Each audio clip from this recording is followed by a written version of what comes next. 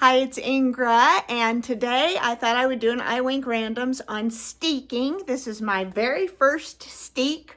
I'm 61 years old and I've been knitting over 50 years, but I've never done a cardigan sweater, and so the steeking part is the cutting up through the sweater before you put the button bands on and all that kind of thing. So I thought I would share this moment in time and hopefully that will be helpful to someone else. Now, what I'm doing is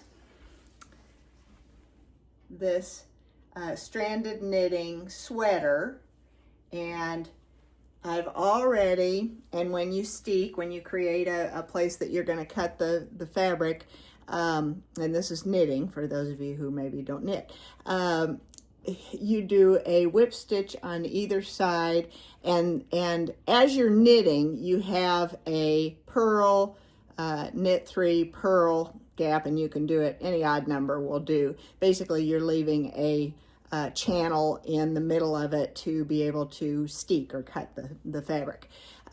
So I have already whip stitched this, and special shout out to Amy at Warmth for helping me get to this point. And I'm going to go ahead and by the way, if you don't know what blocking is, I have not blocked the bottom part of this sweater. So that ripply part is what the fabric looks like after you've knitted it, and then basically you soak it in water, or you can mist it, or you can steam it with an iron, and it'll straighten out more like what the rest of this is. This was all pretty puckery too when I first knitted it. So all right, now what I'm going to do, I'm going to move things over here, is I'm going to turn the camera down so you can see what I'm doing. So let's see what you see.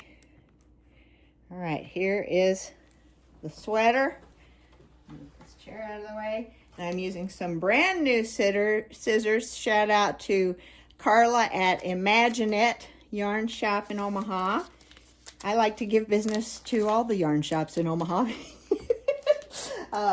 And so this is a brand new pair of scissors. I have basically whip stitched through the stitching on either side of where I'm gonna cut. And sometimes people will, I watched a lot of videos on this, sometimes people will actually felt it with a felting needle. I have not chosen to do that because I want to know what the experience is without that. And so, and that's our little canary Jazzy in the background. He always likes to get in on the action. All right, so basically you have a ladder, this little ladder from pulling the stitch apart in the middle. And I can see these scissors are a little bit curved, so they may have not been ideal for this project, but we're going with it anyway. All right. And basically cutting up the middle. And I've seen some videos from Norway where they don't even do this reinforcing whip stitching piece here, so I can't imagine that the stitches would just all fall out and crumble to pieces right after cutting it if they're not even doing the reinforcing piece. So that may be something I try in the future. We'll see.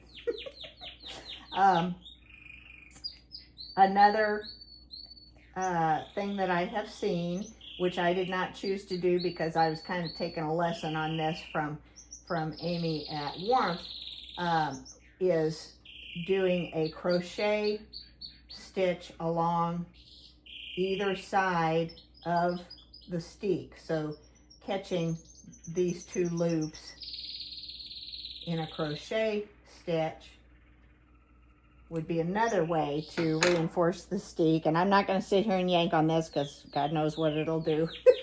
But basically, let me hold it up for you.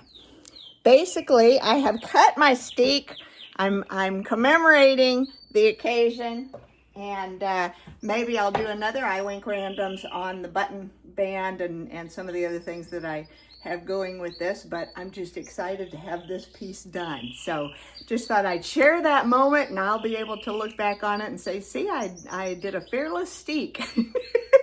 So, because I know some people are scared to death to cut their yarn. So if I can do it, anybody can do it. And hopefully this has been some inspiration for you to stretch out and do some things you've never done before.